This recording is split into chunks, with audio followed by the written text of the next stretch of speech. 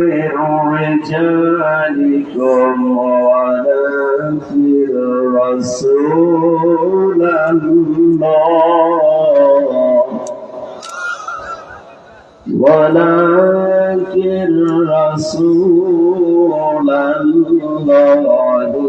وخاتم النبيين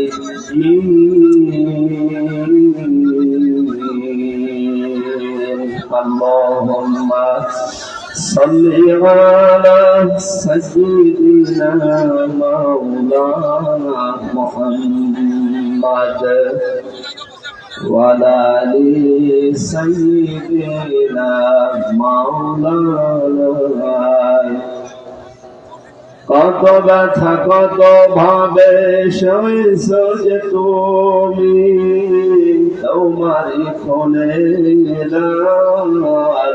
তায়েফের ভূমি ফেরেশতা এসে যায় ধ্বংসের হুকুম লৌহ মাখা মোহাম্মদ প্রাণে হাসরাত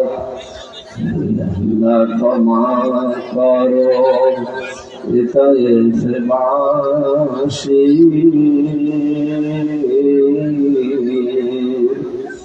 এরা বসেনি তো আমি যে মোহাম্মদ হৃদয়ে মোহাম্মদ আলহামদুলিল্লাহ।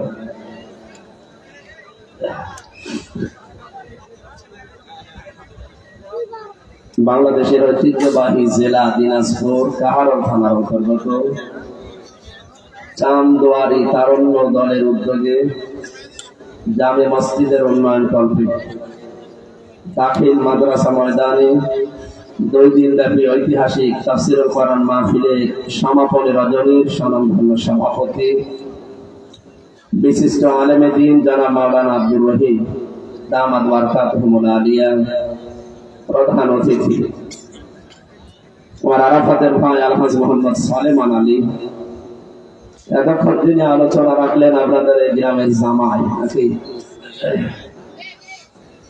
এ জেলার সন্তান ইসলামিক চিন্তাবিদ জনাব মাওলানা হারুনুর রশিদ দিনাজপুরি। গতকাল যারা এখানে কথা বলেছিলেন সাক্ষী আছে যে আগত ইসলামিক চিন্তাবিদ মুফাসসিরে কোরআন মাওলানা মুস্তাফা মাহবুব আলম, কথা বলেছেন মাওলানা আবু বকর সিদ্দিক আল আনসারী। আরফা'না লাকা যিকরাক, আলেমদের সম্মান মর্যাদা আল্লাহ যেন আরো বাড়িয়ে দেন। মঞ্চে বসা সম্মানিত উলামায়ে কিরাম, সামনে বসা মুসলমান ভাইরা, পর্দার আড়ালের সম্মানিত মা এবং বোনেরা, প্রশাসনের ভাইরা, প্রাণ প্রিয় দিনাজপুরবাসী, দল মত নির্বিশেষে এখানে আমরা প্রায় যারা মানুষ বাস করছে এই 2টা থানাতে কাহারোল বীরগঞ্জ মিলে অমুসলিম ভাইরা আছে প্রায় অর্ধেক অর্ধেক। কোরআনে কারিমে আল্লাহ রাব্বুল আলামিন 1500 বছর আগে অন্যান্য ধর্মের লোকেরা যদি কোরআনে কারিম শুনতে চায় আল্লাহ পাক তাদেরকে জানিয়েছেন وإن أحد من المشركين استجارك فأجره حتى يسمع كلام الله ثم أبلغه مأمنا ذلك بأنهم قوم لا يعلمون। সূরা তাওবার ভিতরে আছে হে নবী, ওই মানুষগুলো যদি কোরআন শুনতে আসে আপনি তাদেরকে নিরাপদে আল্লাহর কালাম শোনার ব্যবস্থা করে দেবেন এবং নিরাপদে তাদের বাড়ি পর্যন্ত পৌঁছানোর ব্যবস্থা করবেন। সুতরাং যারা এসেছেন আজকের এই অনুষ্ঠানে অন্য ধর্মের মানুষেরা ওয়েলকাম জানাচ্ছি তাদেরকে কোরআন শোনার জন্য, কারণ এটা শুধু মুসলমানদের জন্য আল্লাহ নাযিল করেননি। হাদা বায়ানুন লিন-নাস হুদান লিন-নাস, মানুষ পদবাচ্চে যারা বিবেচিত সবার জন্য আল্লাহর এই কোরআন। হেদায়েত পাওয়ার জন্য কিছু শর্ত আছে কোরআনে, সেটা আলাদা বিষয়, কিন্তু এই কোরআন সবার জন্য। অন্যান্য ধর্মে যারা আছেন তাদের ধর্মীয় গ্রন্থগুলো, তাদের ঠাকুর এবং তাদের পুরোহিত যারা তারা ছাড়া অন্য মানুষ পড়তে পারে না, কিন্তু আমাদের কোরআন ওই রকম না। পৃথিবীতে মানুষ কত বাড়ছে যে বিবেচিত ধর্ম, সে সেটাই মানুষ না কেন, কোরআন সে পড়তে পারবে, বুঝতে পারবে। এ ব্যাপারে বাধা আছে। এর কাছে আসলে এই মানুষগুলোকে আল্লাহ শান্তির পথ দেখাবে।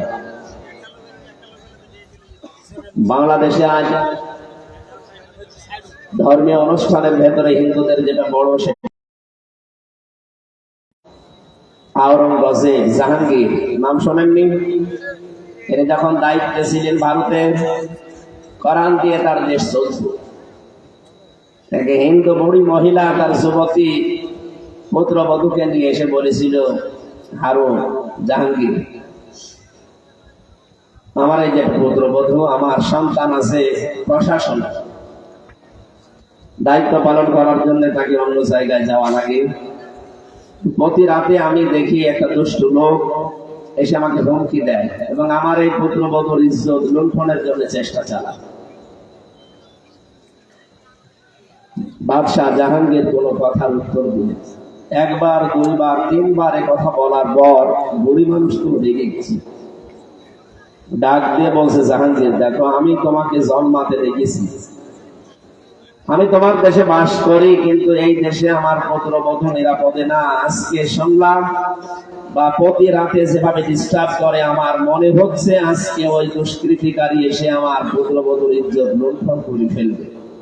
যদি তোমার এই দেশে আমার পুত্রবধূর ইজ্জতের গ্যারান্টি না হয়, তুমি যে আল্লাহকে বিশ্বাস করো, যে কিয়ামতে বিশ্বাস করো, ওই কিয়ামতের ময়দানে আমি গরিব মানুষ, আমি অন্য ধর্মের সাথে কি হয়েছে, তোমার আল্লাহর দরবারে আমি বিচার দেব তোমার নামে। বাদশাহ জাহাঙ্গীর কথা বললেন।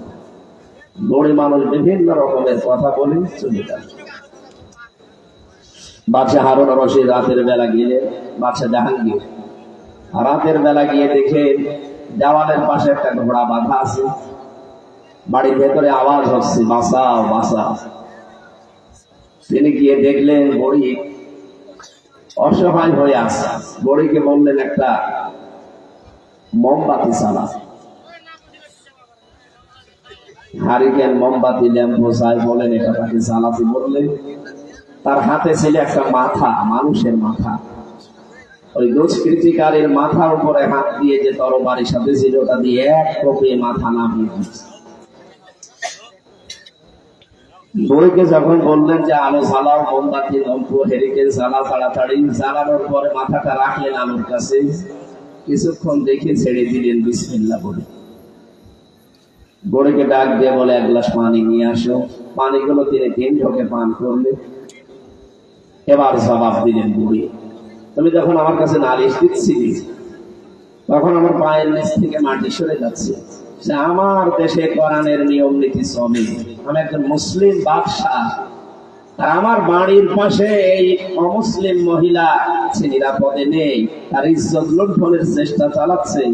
এটা মনে হয় আমার আত্মীয় স্বজন বা আমার কোন ছেলে হবে, তাছাড়া এত বড় সাহস তোকে দেখাবে না। এই জন্য ছেলের উপরে যেন কোনো মায়া মহব্বত তৈরি না হয়। রাতের বেলা আমি ছদ্মবেশে এসে ওর মাথা ধরার পরে দিয়েছি কোপ। মনে করলাম আমার নিজের ছেলেই হয়তো হবে। আমি তো আর অন্ধকারে টের পাইনি, এই জন্য আলো জ্বালাতে বললাম, যে দেখতে চাই যে আসলে এটা কার মাথা। যখন দেখলাম যে না, এটা আমার ছেলে না, এটা অন্য কেউ, তখন আমি আলহামদুলিল্লাহ বলে মাথাটা ছেড়ে দিয়েছি। দ্বিতীয় নম্বরে, তুমি যখন আমাকে নালিশ দিচ্ছিলে, ওই দিন থেকে শুরু করে আজকের পর্যন্ত আমি 1 ফোঁটা পানিও খাই না।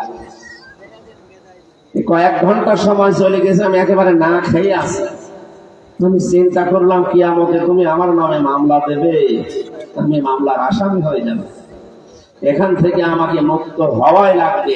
এই কারণে আমি না খেয়ে টেনশনে ছিলাম। এখন তোমার হাত থেকে কেবলমাত্র পানি পান করলাম। সম্মানিত ভাইরা, আমি এই ঘটনাটা কয়েক মিনিটে বললাম এই কারণে, এটা তো আর আরবের ঘটনা, মানে ভারতের ঘটনা। এই খুব বেশি বছর আগেও না। সুতরাং কোরআনের নিয়ম নীতি চললে যে অন্য ধর্মের মানুষের ইজ্জতের গ্যারান্টি, তাদের অর্থের গ্যারান্টি, সব কিছুর মুক্তি পাওয়া যাবে, এটা প্রমাণ হয়েছে। আর এটা আমরা 100 ভাগ সামনে প্রমাণ করবো ইনশাআল্লাহ। ওনারা জানেন 15.5 বছর যে সালেমরা ছিল, তারা যেহেতু বিদায় নিয়েছে, শুধু বিদায় নেয়নি, তাদের দোসররা এখনো কিছু কিছু জায়গায় আছে। এবং 5 তারিখের পর থেকে আজকের 1 মাস 4 দিন হয়ে গেল, অনেক মুনাফিক এবং যারা তারা অত্যাচারিত আমরা জানি, এই মানুষগুলো প্রতিশোধ নেওয়ার জন্য তারা রীতিমতো লুণ্ঠন শুরু করেছিল। তাদের নেতা বারবার সেখান থেকে ভিডিও বার্তা পাঠাচ্ছে যে আপনারা সাবধান হন। আমি জেলখানায় যাদের সাথে ছিলাম তার ভেতরে জনাব তারেক জিয়ার পিএস অপু ভাই ছিল আমার সাথে, ওনার বন্ধু গিয়াসউদ্দিন মামুন ছিল আমার পাশে। তো ওনাদের যে পরিবর্তন, এই 14 বছর 17 বছর জেল খাটতেছে লোকটা গিয়াসউদ্দিন মামুন, অপু ভাইদেরা 7 বছর। উনি তারেক জিয়ার একান্ত সহকারী এবং 1 নাম্বার পিএস। ওনার যে পরিবর্তন এসেছে দেখলাম আল্লাহ রসুল কিয়ামতের উপরে, আর মানুষের জন্য যে উদারতা। আপনারা যারা বিএনপির নাম নিয়ে যে এই উল্টাপাল্টা কাজ শুরু করেছে, যদি একটা ওনাদের কান পর্যন্ত যায়, দল না একেবারে জীবনের মতো বহিষ্কার হয়ে যাবে। আমি সত্যি সত্যি বলছি, আমি বলে দেবো। এখানে শুনলাম 2 জন নাকি বিএনপির কারা তারা থানায় গিয়ে নালিশ দিয়েছে যে অনুষ্ঠান বন্ধ করে দাও, হিন্দুদের ডিস্টার্ব হবে। ওরে শয়তান! আজকে আমি আসার পরে এক হিন্দু দাদা দেখলাম আমার সাথে এসে মোলাকাত করে গেল। হিন্দু দাদার নাম কি যেন, রায় নাকি নাম। আপনি চিন্তা করেন তো, একটা অমুসলিম যদি এরকম কিছু নিত। আজকে যশোরে বিশিষ্ট সংগীত শিল্পী আপনারা জানেন কবির বিন সামাদ, ওনার অনুষ্ঠান ছিল আজ তাফসীর মাহফিল ওনার গ্রামে। কিছু মানুষ ষড়যন্ত্র করে হিন্দুদের মাথার উপরে দোষটা চাপিয়ে পূজার দোহাই দিয়ে কোরআনের অনুষ্ঠানটা আজকে বন্ধ করে দিয়েছে। এটার দ্বারা সারা দেশে হিন্দুদের একটা বদনাম মাথার উপরে চলে এসেছে। আজকে যারা এখানে সব মিলমিশ করে এই তাফসীর মাহফিলটা চালালেন, যদি এটা কালকে ফেসবুকে যেত, পত্রিকায় যেত, এলাকায় যারা হিন্দু ভাইরা আছে ওদের একটা বদনাম বের হতো না? যে আমরা 96% মুসলমান, কোনোদিন তো আমরা পূজা পার্বণে বাধা দেই না, আর আপনারা 4% মাত্র মুসলমানদের এত বড় ধর্মীয় অনুষ্ঠান পৃথিবীতে কোরআনের উপরে আর কি আছে? কোরআন প্রচার করা, প্রসার করা, কোরআন কায়েম করা প্রত্যেকটাই ফরজ, নামাজের মতো ফরজ। সুতরাং আজকের এই আয়োজন যারা করেছে একটা ফরজ দায়িত্ব পালন করেছে। এখানে যার যতটুকু চেষ্টা আছে আল্লাহ তার দিকে অতটুকু এগিয়ে যাবে। হযরতে আবু বকরের নেকি উম্মতের সবার ছাড়া বেশি, এ কথা আমরা জানি তো। এখানে আলেম যারা আছে জিজ্ঞাসা করেন কিয়ামতে প্রতিটি দরজা হযরতে আবু বকরকে ডাকতে থাকবে। কেন? কি করেছিলেন তার ওই ছোট জীবনে? খুব বেশি দিন যে বেশি ছিলেন তা তো না, মাত্র 63 বছর। নবীজির যা হায়াত ওনারও তা হায়াত, খুব বেশি দিন উনি বাঁচেননি। আবার ইসলাম গ্রহণ করলেন তো অনেক পরে।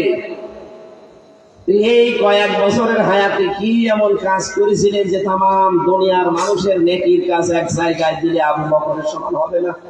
কারণ কি? কারণ এইটা যে তিনি এই কোরআনে কারিমকে এক জায়গায় করেছিলেন, এটা এক জায়গায় করার কারণে কিয়ামত পর্যন্ত মানুষ এটা ছাড়া পড়বে, প্রতিটি অক্ষরে 10টা করে নেকি হবে, ওনার আমল নামায় অটোমেটিক আল্লাহ পাঠিয়ে দিবে।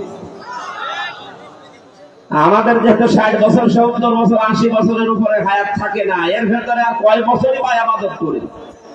উনি যা করে গেছেন কিয়ামত পর্যন্ত ওনারটা ফ্লাক্সি লোড হতেই থাকবে, হতেই থাকবে।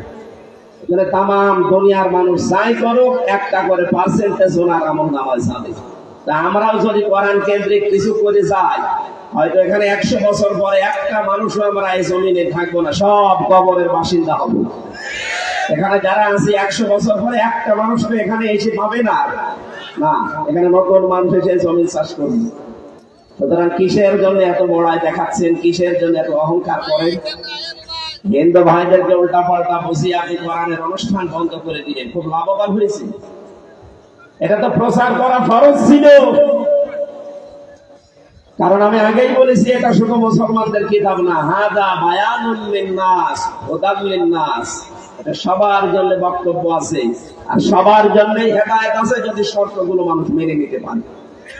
আমরা আল্লাহ কোরআনের দিকে যাব ইনশাআল্লাহ। ওয়ালা তাসুবুল্লাযীনা ইয়াদউনা মিন দুনিল্লাহ ফায়াসুবুল্লাহা আদওয়ান বিগাইরি ইলম। সূরা আনআমের ভিতরে আল্লাহ জানিয়েছেন, হে নবী আপনার উম্মতদেরকে বলে দেন হিন্দু ধর্মে যারা আছে, অন্যান্য ধর্মে যারা আছে, দেবতাদেরকে যারা ডাকে, ওদের দেবতাকে গালি দেওয়া দূরের কথা, উল্টা পাল্টা নামে তাদেরকে ডাকবেনও না, গালি তো দেবেনই না। আল্লাহ বাদে যারা অন্য কাউকে ডাকছে ডাকুক, তাদের দেবতাদেরকে, তাদের গডদেরকে গালি দেওয়া যাবে না। এ নির্দেশ কার? বলেন কার? এটা রেকর্ড হচ্ছে, শুধু দিনাজপুরে না, কালকে সারা পৃথিবীতে যাবে। আমি 18 কোটি মুসলমানের স্পিকার হয়ে কথা বলছি। বাংলাদেশের 18 কোটি মুসলমানের সামনে এখন আমার এই মাইকটা, সবার পক্ষ থেকে বলছি, আল্লাহর নির্দেশ, অন্যান্য ধর্মের দেবতাকে, তাদের মন্দির ভাঙা তো দূরের কথা, তাদের ঘর বাড়ি ভাঙা দূরের কথা, ওদের দেবতাকে গালিও দেওয়া যাবে না। এই নির্দেশ হামজা না আল্লাহ? বলেন কার? নামাজ যে আল্লাহর কথা মতো পড়েন, দেবতাদেরকে গালি দেওয়া যাবে না, ওই আল্লাহর কথা মতো।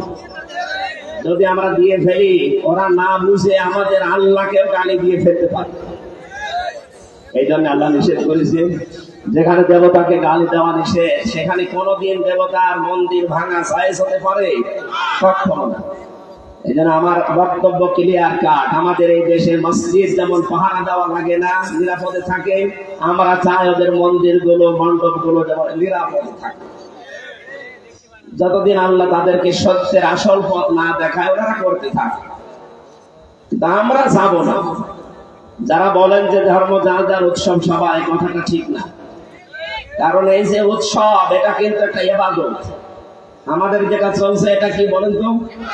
ওনাদের এখন যেটা চলছে, এই জাহারমে আর বীরগঞ্জে মিলে প্রায় 130টার উপরে মণ্ডপ, ওইটা ওনাদের জন্য ইবাদত।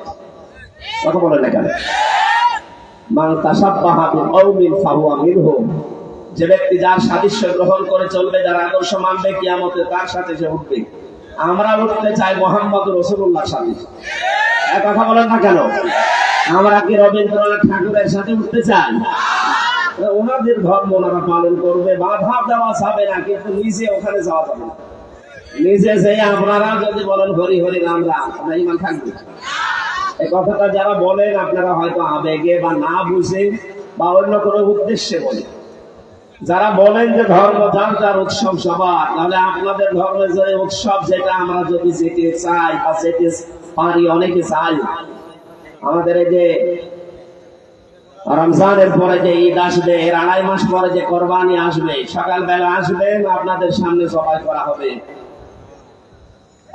কি আপনি মানতে পারবেন? আপনি আসতে পারবেন? এটা যেমন আপনি আসেন না। সুতরাং এই কথাটা যারা বলেন, অন্য কোনো উদ্দেশ্যে হয়তো বলেন বা কোনো কিছু আছে আপনার ভেতরে, কথা বলা ঠিক না। লা ইকরাহা ফিদ্দীন, দিনের ভেতরে কোনো বাড়াবাড়ি নেই, ছাড়াছাড়ি। আমরা ছাড়তেও চাই না, বাড়াবাড়ি করতে চাই না। ওয়াকাযালিকা জাআলনাকুম উম্মাতান ওয়াসাতান, আল্লাহ আমাদেরকে মধ্যম পন্থা জাতি বানিয়েছে। আমরা বাড়াবাড়িতেও নেই, ছাড়াছাড়িতেও নেই, মধ্যম পন্থায় থাকতে চাই। রাজি আছেন আপনারা? লাকুম দীনুকুম ওয়ালিয়া দীন, যার যার ধর্ম তার তার কাছে। আপনাকে আমি জোর করে ইসলাম কবুল করাতে পারবো না বা বলিও না, এটা ইসলামের নিয়ম না। আমরা চাই এদেশে যে যার ধর্ম পালন করবে, কিন্তু নিরাপদে। কিসে বলেন তো? আরো জোরে বলেন, কিসে? নিরাপদে।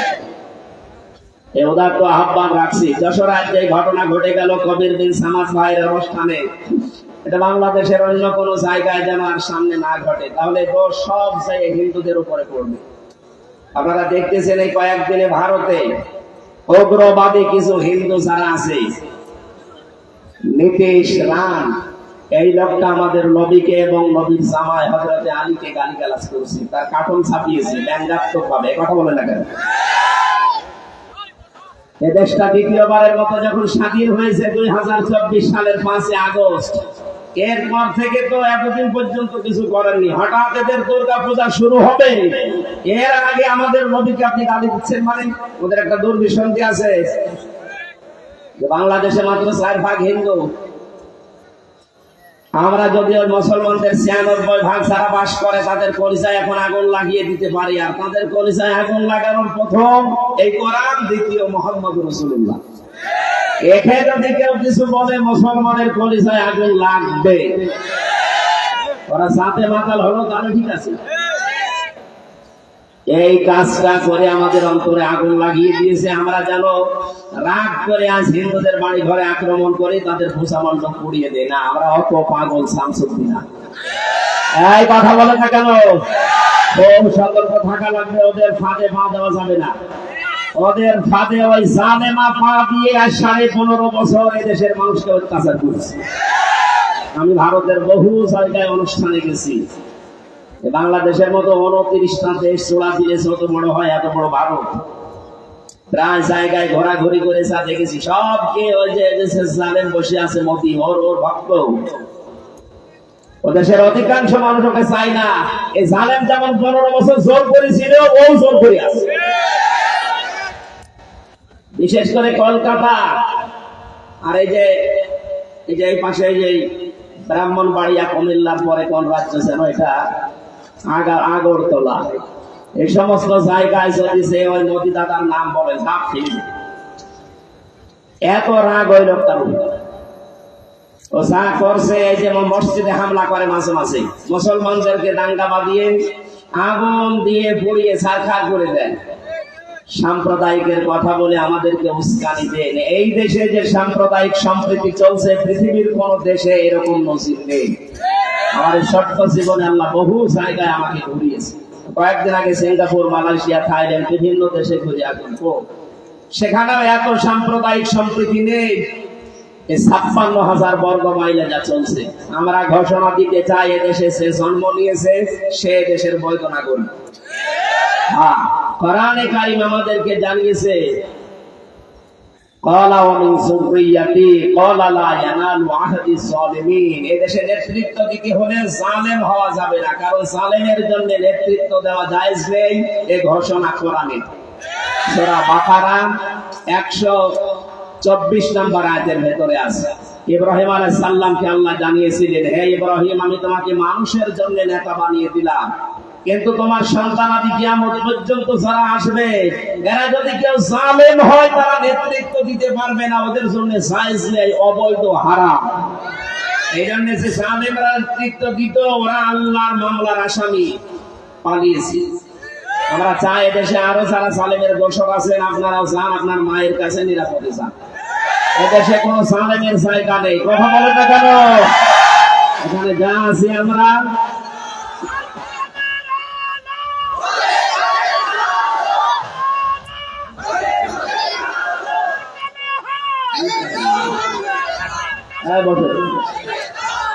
সম্মানিত ভাইরা, মা বোনেরা, মেয়েদের প্যান্টের মনে হয় জায়গা হচ্ছে না, বারবার কমিটি আসতেছে। আপনারা একটু সামনের দিকে জায়গা থাকলে একটু এগিয়ে বসেন, একটু চেপে চেপে বসেন। কোরআনের এই অনুষ্ঠানে এসে একটা সুযোগ আছে আমাদের। আমরা জান্নাত পাবো কিনা জানি না, গ্যারান্টি আছে আমাদের? বলেন। কোরআনে কারিমে সূরা মুজাদালায় আল্লাহ জানিয়েছেন, কোরআন শুনতে এসে কোন ইমানদার মানুষ যদি একজন আরেকজনকে একটু জায়গা করে দেয়, আল্লাহ নিজে তার জন্য জান্নাতে একটা জায়গা বরাদ্দ করে দেন। জান্নাত পাবো কিনা এই গ্যারান্টি নেই, কিন্তু একটা জায়গা বরাদ্দ হচ্ছে। সুতরাং এই সুযোগটা কেউ কাজে লাগানো, যে তারা দাঁড়িয়ে আছে ওদের একটু বসতে দিলে হয় না? একটু যে দিচ্ছে চাপবে কোথায়, প্যাকেট হয়ে যাবে। ওনারা যারা পরে এসেছেন এখন কি বলবো, জায়গা তো আর নেই। মা বোনেরা একটু যদি থাকে জায়গা, সামনে একটু এগিয়ে বসেন, একটা সুযোগ কাজে লাগান। জান্নাতে আল্লাহ আপনার জন্য একটা জায়গা বরাদ্দ করে দিবেন এই মানবতার কারণে। জোরে বলেন আমিন। সম্মানিত ভাইরা, আমরা কোরআনে কারীম যারা শুনতে এসেছি, কোরআন কিভাবে শোনা লাগে, কোরআন কি করে শোনা লাগে, কি পদ্ধতিতে কোরআন উপস্থাপন করা লাগে, এর ভেতরে আছে না? কিভাবে শুনতে হয় আর কি করে বলা লাগে, আমরা এই দুইটা আগে নিয়ে আসি। আল্লাহ পাক বলেন, ওয়াইদা কুরিয়াল কুরআনু ফাসতামিউ লাহু ওয়া আনসিতু লাআল্লাকুম তুরহামুন। কোরআন যখন পড়া হয় তোমাদের সামনে তখন চুপ থাকবা। 2 নম্বরে দিলের কান লাগিয়ে শুনবা।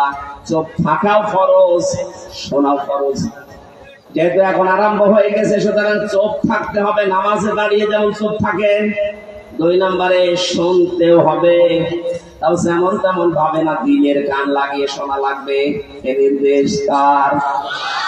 এখন আমি যেহেতু বলার জন্য বসলাম, কিভাবে আমি উপস্থাপন করবো এ ধরন আল্লাহ আমাকে ১৫০০ বছর আগে দিয়ে দিয়েছে।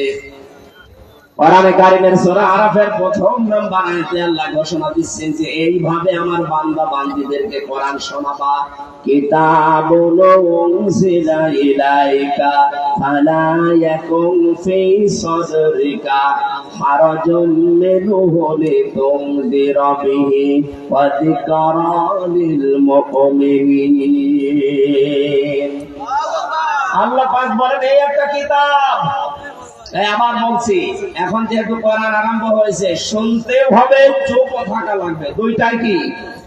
এরপরও যদি কেউ কথা বলে, আপনি আল্লাহর ভাষা বোঝেন না। ফাযাক্কির বিল কুরআনি মা ইয়াখাফু ওয়াঈদ, so admonish and order by the holy Quran him who fears my threat. আল্লাহ বলেন কোরআনের উপদেশ আপনি তাদেরকে শোনাবেন যারা আল্লাহ থ্রেটের ভয় করে, ধমকের ভয় করে। আমি আল্লাহর ভাষা দিয়ে বোঝালাম, এরপরে যদি কেউ কথা বলেন, আপনি আল্লাহর ধমককে তো ভয় করছেন না, আপনার জন্য এই মাহফিল না, আপনি চলে যান। হয়তো চলে যাচ্ছে, যান চলে যান। আমরা এসেছি যেহেতু ইবাদত মনে করে, যেহেতু পুরাটা অনুষ্ঠান যেন ইবাদত, আমাদের যেন নামাজের মতো আজকে সওয়াব হয়, এরকম মন দিয়ে শুনে। আল্লাহ পাক বলেন এই একটা কিতাব, পৃথিবীতে কিতাব এই একটাই, আর দুনিয়ায় যা আছে সব এই কিতাবের ব্যাখ্যা, হাদিসও এই কিতাবের ব্যাখ্যা। উনজিলা ইলাইকা, হে নবী আপনার প্রতি যেটা নাযিল করা হয়েছে, হারাজুম মিনহু লিতুনদিরা বিহি, এই কোরআন দিয়ে যখন মানুষদেরকে আপনি উপদেশ দেবেন, মানুষের সামনে যখন এর বক্তব্য উপস্থাপন করবেন, আপনার মনের ভেতরে যেন তখন আবার কোন সংকীর্ণতা, দ্বিধা, দ্বন্দ্ব, ভয়, ভীতি, সংশয়, সন্দেহ এগুলো যেন কাজ না করে। অধিকারের মুমিনিন, কোরআন মুমিনদের জন্য উপদেশ। জোরে বলেন সুবহানাল্লাহ। আয়াতের ভেতরে শব্দ পেয়েছি আমরা দুইটা, হারাজন। একটু খেয়াল করেন ভাই, হারাজনের ব্যাখ্যা আছে তাফসীরের কিতাবে দুইটা। এক নম্বরে, হে নবী যখন কোরআন আপনি উপস্থাপন মানুষের সামনে করবেন, এমন বহু মানুষ আছে এই কোরআনের বক্তব্য না বোঝার কারণে মন খারাপ করতে পারে। কথা বলছেন না? কোরআন আমি যেভাবে উপস্থাপন করব আল্লাহর ভাষাটা, ওই ভাষা হয়তো আপনার আমার অনেকের বুঝে না আসতে পারে, না বোঝার কারণে অনেকে মন খারাপ করতে পারে। এ ঘোষণাকার, যেটা আজ বাংলাদেশে অনেকের হয়। আসলেই বলে হুজুর আমার বিরুদ্ধে চলে যাচ্ছে, এটা আমি করবো কি? বলে এটা শুধু ওই দলের পক্ষে যায়। আরে ভাই, ওই দলের লোক কোরআন মানে এই জন্য পক্ষে যায়। আপনি তো কোরআন মানেন না যে আপনার পক্ষে যাবে। কেউ যদি বলে হুজুর জেনা করতে মনে চাচ্ছে, এরকম একটা আয়াত মনে আছে, আরো আছে যে আল্লাহ তাআলা বুঝছি না, জেনার ধারে কাছে যেও না। এখন আপনার মনে চাইলে আমি করবো কি? আমি কি নতুন করে নাজিল করবো? যারা জেনার ধারে কাছে যায় না, জেনার পথগুলো বন্ধ করে দেয়, এই আয়াত তো তাদের পক্ষে যাবে নাকি? এজন্য যারা বলেন যে যা বলে সব যায় ওই দলে, আমাদের দলে কিছু আসে না, বুঝতে হবে আপনার দল আল্লাহ অভিশপ্ত দল। আর যেখানে কোরআন নেই ওটা দল না। এটা যে বেশি হয়ে গেছে, আর কিসের বেশি হয়েছে? মানে তাবাল হুদা বিগাইরিল কোরআন আদাল্লাহুল্লাহ। তিরমিজি শরীফের হাদিস, নবীজি বলেন কোরআন যেখানে নেই ওই জায়গায় যদি কেউ ভালো হওয়ার নিয়তে যায়, আল্লাহ নিজে তাকে গোমরা বানিয়ে দেয়। সুতরাং আজকে যদি আপনি কোরআন শুনতে এসে থাকেন, নিয়ত যদি আপনার থাকে, সিদ্ধান্ত নিয়ে বাড়ি যাবেন। যেখানে কোরআন নেই ওই দরবার যদি আমার বাবাও তৈরি করে রাখে, আমি ওখানে নেই। যেই দলে কোরআনের কর্মসূচি চলে না, ওই দল যদি আমার বড় ভাই তৈরি করে, আমি ওই দলে নেই।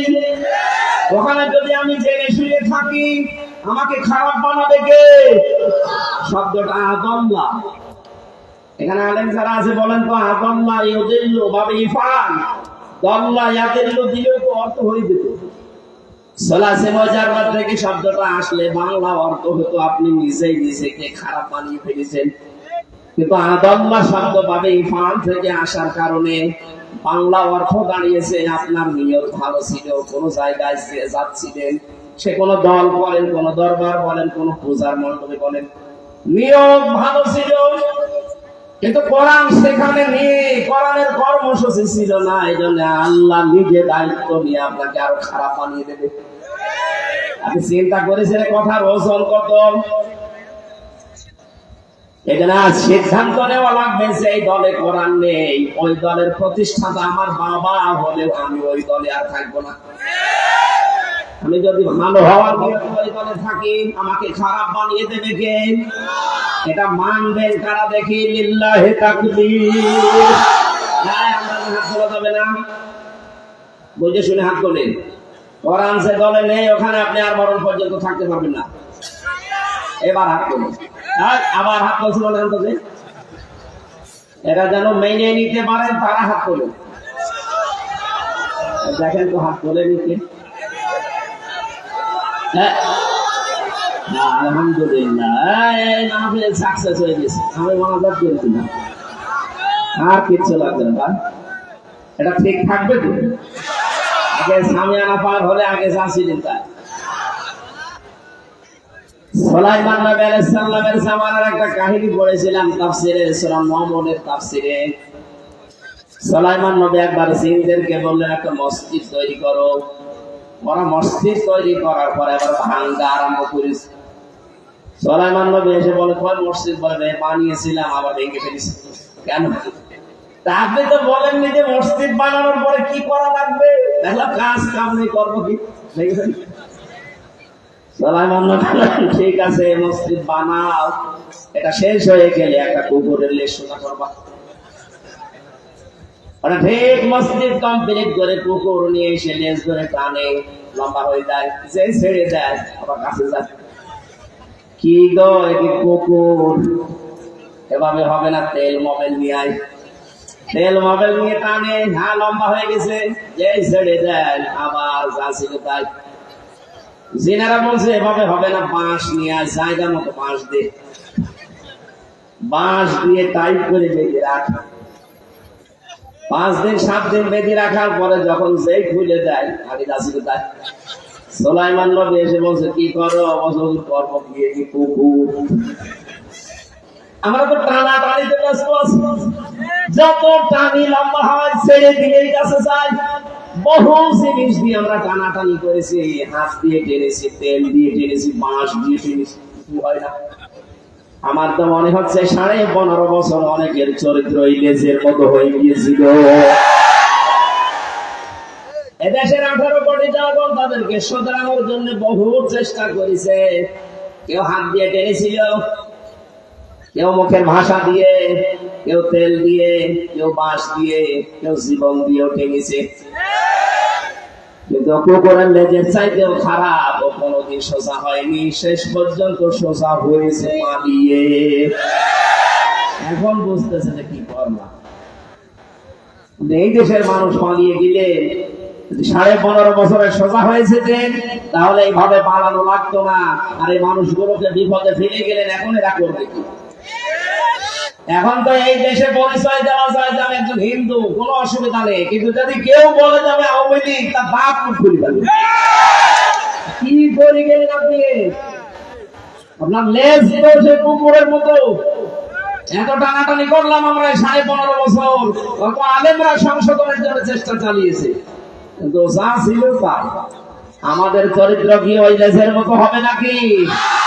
হাদিস শোনার পরও যদি কারো মনের পরিবর্তন না আসে, ও আগে যা ছিল যদি ও তাই করে, ওর কপালে আর হেদায়েত আছে বলে আমার মনে হয়।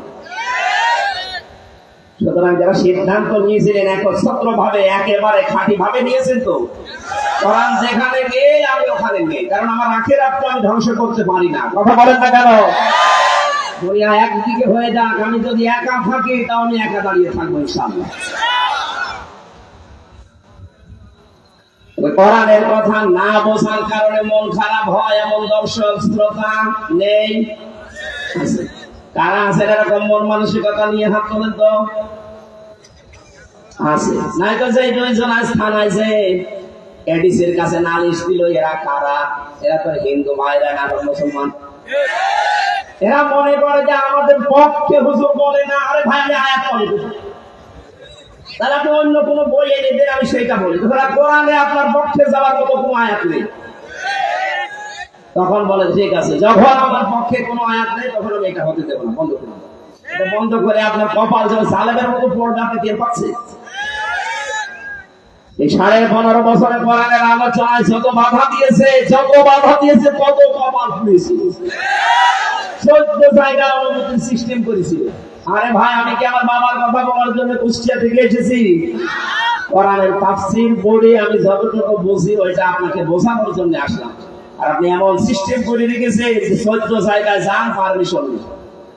আর বলতো না সরাসরি যে কোরআন বন্ধ করে দেবো, যেন বন্ধ হয় এই লাইনগুলো তৈরি করেছিল। ও 14 জায়গায় কেউ যাবেও না, ও ছাতা বলবে দরকার নেই, মমতাজকে নিয়ে আমি 5টা জায়গা আনবো। আল্লাহ এখন পুরা পরিবেশ পাল্টিয়ে আজ মুমিনদের হাতে দেশটা তুলে দিয়েছে। ডাক্তার মোহাম্মদ ইউনূসকে খালি সুদখোর বলে যারা গালি দেন, আরে ভাই উনি কি নিজে ডাইরেক্ট সুদ খাচ্ছে? উনি একটা চাকরি করে ওই প্রতিষ্ঠান। লোকটা যাই করুক, উনি যে ক্ষমতা পাওয়ার পরে জানিয়েছে দেশে অন্যান্য ধর্মের অনুষ্ঠান যেভাবে চলে কোরআন ওইভাবে চলবে, কোনো অনুমতি লাগবে না। এই কারণে আমাদের মাফ করবে। ওনার জীবনে কিছু কবুল হবে কিনা হবে আমি জানি না, কিন্তু কথাটা কত বড় মারাত্মক কথা। 96% মুসলমানের দেশে কোরআনের অনুষ্ঠানে অনুমতি নেওয়া লাগে। এই কিসে? প্রথম দিনই বলেছে কোনো অনুমতি লাগবে না। কিছুদিন আগে বাংলাদেশের সবচাইতে বড় গোয়েন্দা বিভাগের প্রধান, আমি নাম নিলাম, আপনাদের বিভাগের বাড়িটা, উনি আমাকে বলছে হুজুর কোরআনের কথা আছে, এই ফোর্সে বলা দরকার, আপনি ওই ফোর্সে সারা বাংলাদেশের 56,000 বর্গ মাইলের প্রত্যেক জায়গায় বলবেন, কোনো অনুমতি লাগবে না। যদি কেউ বাধা দেয় শুধু নাম ঠিকানা বাবার নাম তোমার দেবে, ও ঠ্যাং ভেঙে ফেলবে। আমি বললাম যে স্যার আপনি এতদিন ছিলেন, আমি নতুন দায়িত্ব পেয়েছি, আমি একজন মুসলমান, আর মুসলমানের যা কাজ আমি তাই করবো। আলহামদুলিল্লাহ, আল্লাহ স্যারের হায়াত যেন বাড়িয়ে দেন। আমি নাম নিলাম না তার সিকিউরিটির জন্য, মাঝে মাঝে আমার সাথে যোগাযোগ হচ্ছে। কোন জায়গায় এখন আর বাধা নেই। আগে যে প্রশাসন বাধা দিত, সে প্রশাসন আজকে বলছে হুজুর তাড়াতাড়ি আসেন, আপনার কারণ সবার প্রতি এখন একই নির্দেশ সারা বাংলাদেশে যে কোরআনের অনুষ্ঠানে কোনো বাধা নেই। এই কিছু মুনাফিক নামধারী মুসলমানেরা হট্টগোল করে, ওরা জানে যে কোরআন আলোচনা হলে আমাদের কোনো কথাই পেত। আপনার ভেতরে যদি কোনো কথা কোরআনে না থাকে, ওই রকম কাজ কারবার করা যাবে? আমি আপনাকে বাঁচাতে চাচ্ছি, আর আপনি দৌড় দিয়ে জাহান্নামে যেতে চান, যান, দরকার লাফি দিয়ে আর ফেলে দিন, যান। প্রথম নাম্বার হারাজনের ব্যাখ্যা কি বলেছিলাম আমি ভাঙিয়ে বলছিলাম। যত তাফসীর আছে বাংলাদেশে আপনি আসেন, আমি দেখিয়ে দিচ্ছি। 1 নাম্বার ব্যাখ্যা এইটা যে কোরআন উপস্থাপন করতে গেলে এমন কিছু মানুষ আছে তারা না বুঝে বিরোধিতা করতে পারে। ওই জামানায় করেছিল, এখনো করছে, এটা কিয়ামত পর্যন্ত করবে। আর যারাই করবে তাদের কপাল আবু লাহাবের মতো, আবু জেহেলের মতো পড়বে। সে 1400 বছর আগে ওরা মারা গেছে, এখনো পর্যন্ত ওদের নামে বড় দোয়া ফিরি। কথা বলে না কেন? কারণ কি ওরা কোরআন বিরোধী ছিল। 1400 বছর আগে মারা গেছে হযরত ওমর, হযরত আবু বকর সিদ্দিক, তাদের নামে বড় দোয়া না, দোয়া থেমে নেই, সারা পৃথিবীতে তাদের জন্য দোয়া হয়। কথা বলেন না কেন? সুতরাং আপনাদের জীবন আমাদের জীবন হযরত ওমরের মতো যেন হয়, আবু লাহাবের মতো যেন না হয়। হয়তো আমরা কেউ এখানে 100 বছর পরে কেউ থাকবো না, কিন্তু এখান থেকে 200 বছর পর যারা আসবে তারা নাম জানে। যদি যে আমক লোক এই বীরগঞ্জে কাহারলে আল্লাহ কোরআনে বাধা দিত, আপনার জন্য দোয়া করবে। 200 বছর পর আপনি কবরে এই ফ্ল্যাক্সি লোড হয়ে ওদের বরদোয়া যাবে, আর যা পাওয়ার আপনি তাই পাবেন। নিজের কপাল নিজে নষ্ট করেন না। 2 নম্বর ব্যাখ্যাটা বলবো, আপনি যখন কোরআন প্রচার করবেন, উপস্থাপন করবেন মানুষের সামনে, আবহমান কাল থেকে ওই দেশে ওই এলাকায় এমন এমন ইবাদত মানুষ জারি করে রেখেছে ইসলামের নাম দিয়ে, অথচ ওটা ইবাদত না। আপনি কোরআন বলতে গেলে ওই ইবাদত গুলো তো টিকবে না, কারণ কোরআনে কারিমে নির্ধারিত করা আছে ইবাদতকে। কি কোরআনে 500 আয়াত আছে শরীয়তের বিধান, আপনি 501টা বানাতে পারবেন না। একটা বানাতে গেলে হয় আপনাকে বানানো লাগবে, কথা বলে না কেন? 500 আছে কোরআনে কারিমে শরীয়তের বিধান, এরপরে 501টা বানাতে পারবেন। বানাতে গেলে আপনাকে নাজিল করা লাগবে। নাজিল হবে আর জোরে বলেন, কিয়ামত পর্যন্ত মানব জাতির জন্য আর একটা কথা নাজিল হবে না, যা হওয়া সবের ভেতরে আছে। দিন যত যাবে তত কোরআন থেকে মানুষ গবেষণা করে নতুন তথ্য বের করতে পারবে। জোরে বলেন সুবহানাল্লাহ। এখান থেকে 1000 বছর আগে, এদিকে তাকান, 1000 বছর আগে কোরআনের তাফসীর যারা লিখেছিল, এটা নাজিল হয়েছে কত বছর? 1400 বছর। কত বছর? এই 1400 বছর, 1000 বছর মনে করেন আগে যারা এর তাফসীর লিখেছে, না লিখে নাই? 700 বছর আগে যারা তাফসীর লিখেছে, 500 বছর আগে যারা তাফসীর লিখেছে, তখন কি কম্পিউটার ছিল?